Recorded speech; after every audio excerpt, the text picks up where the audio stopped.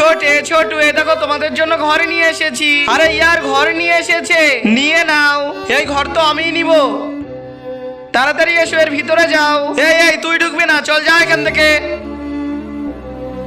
বেটা তোমাকে ঘরে ঢুকতে দেয়নি, থামো, এখনই একে বাইরে বের করছি। ছোটি তুমি বাইরে এসো। না এটা আমার, আমি ওকে দিব না, ওকে যেতে বলো এখান থেকে। আরে বেটা এটা তোমার বোনের জন্য, আমি তোমাকে অন্য কিছু কিনে দিব। তাহলে আমি এখন যাই, আবার আসবো। দিদি বাইরে এসো না। কি হয়েছে? ঢুকতে দাও। দিব না। থামো, মামাকে বলে দিব।